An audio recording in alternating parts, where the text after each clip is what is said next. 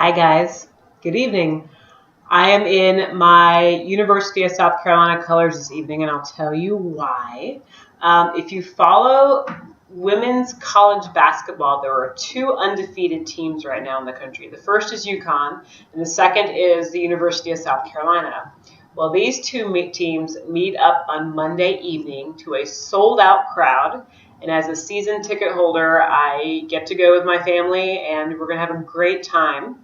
And all I can say is, go Cox. It's very exciting. And, of course, an hour away is the home of the Carolina Panthers.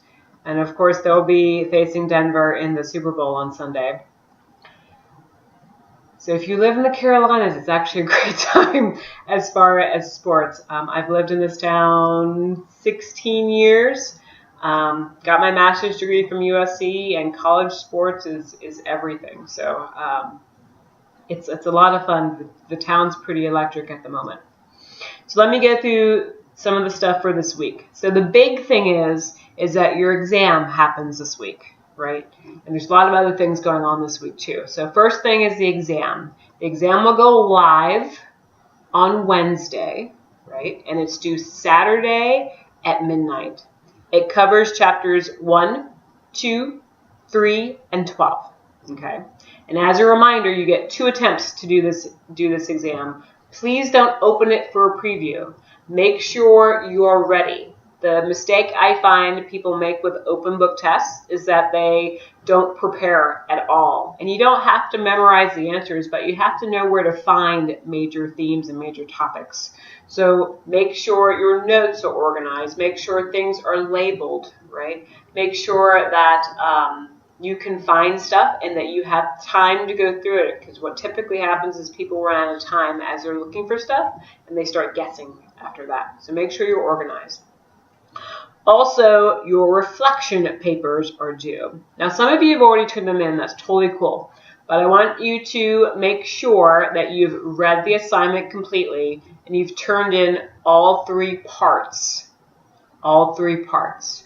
So if you've turned it in, you've got all 3 parts done, you're done, totally cool. You're done. If you turned in part of it, you need to make sure you finish the rest of it. Or if you want to go back and change some of it, you need to communicate that with me so that I know what I'm grading and what I'm not grading. Okay? And be very, very clear when you contact me about that. One thing I was going to say about the reflection paper is the behavior contract, which of course is attached to the assignment. I go through an exercise like this with my personal trainer every 3 months. We sit down face to face and we talk about my goals. And it is not the most comfortable part. I'd rather do 20 million push-ups than sit and discuss with someone what my most inner thoughts are. Really, it can be uncomfortable and it can be exciting at the same time, because by the end of that appointment, I have a written document that clearly spells out my goals. So my hope is that you picked a behavior that is something you're actually interested in changing. If any of you go on to work in a field in which you'll be working with people and you'll be asking people to change some sort of behavior, whether you're in the world of mental health or the medical field or in the wellness field or whatever the case may be, it's tough. It's hard. And the only way to understand or be able to empathize what someone is going through is to go through it yourself and to face some of the stuff that happens. So I don't pick anything like major or hard or can't be accomplished, but I want you to be able to like chip away at some stuff and see what comes up for you as far as whether you're changing your diet or smoking habits or exercise or taking on stress management more seriously, or some of you mentioned your interest in doing more recycling and environmental stuff. And if you live in an apartment complex, that can be difficult because you don't always have control, or it's not always convenient to drive your recyclables to somewhere else so that they can be recycled. So maybe you start with just reusing office paper. So we had a grad student in our office who would walk around and all the used paper from printing and whatnot that we ended up throwing in the trash, she would use the back of to take notes in class so that she wouldn't have to keep buying loose leaf or notebooks.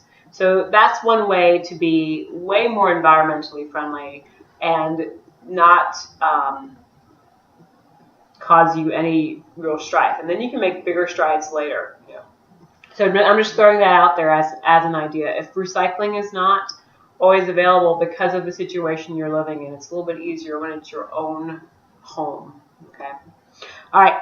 So reminder, the instructions for the reflection paper went live on January 30th, so you've had them for a while. You want to ask your questions sooner rather than later. Okay. Don't wait till the night before, right? Make sure you ask sooner rather than later. And a reminder that the behavior contract is to be filled out, saved, and sent back to me as part of the assignment. Whether you want to send it back in email or you want to send it back in Blackboard, I'll take either. If you want to cover your bases, you can do both. That is attached to the assignment, and it's called the wellness worksheet, I believe, but it is the behavior contract. All right, you guys. I will talk to you later. Bye.